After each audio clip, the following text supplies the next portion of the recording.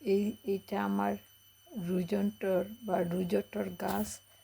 সামারে খুব সুন্দর, বাইরে হাসতে খেলতে বড় হয়েছিল, আর উইন্টার লেগে এটার ঘরে ঢুকাইছি।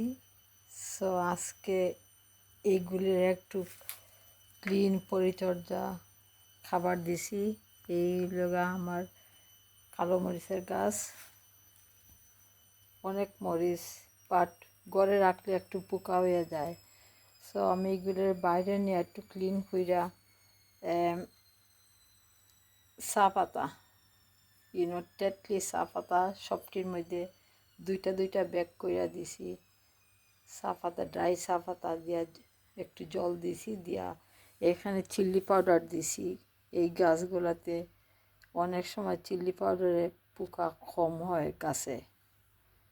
এইগুলো আমার কালো মরিচ, এই যে লাল হইতেছে।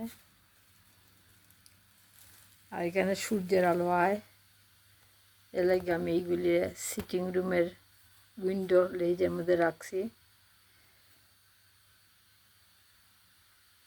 কালো মরিচ, আর এটা হলো ওভারজিন। অনেক 8টা প্লান্টে আমি ঘরের ভিতরে ঢুকাইছিলাম, বাট 4টা মরে গেছে। সো এটা বাঁচবো কিনা সন্দেহ, বাট ট্রাই করতে তো কোনো অসুবিধা নাই।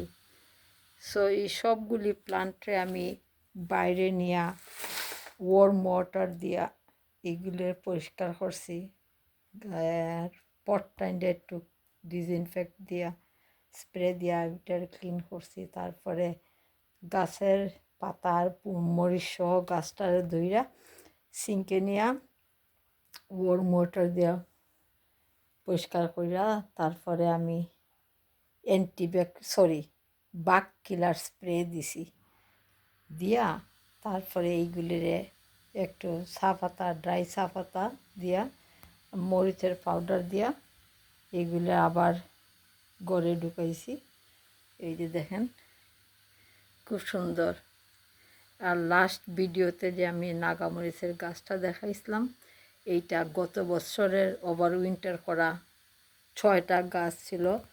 6টার মধ্যে 3টা মরে গেছিলো, আর কয়েকটা বাঁচছিল, বাট আমি একটারে এবার ঘরে নিয়ে আইছি। Thank you for watching. ভালো লাগলে লাইক করবেন, শেয়ার করবেন, কমেন্ট করবেন, অ্যান্ড সাবস্ক্রাইব করে চ্যানেলটার পাশে থাকবেন। Thank you for watching.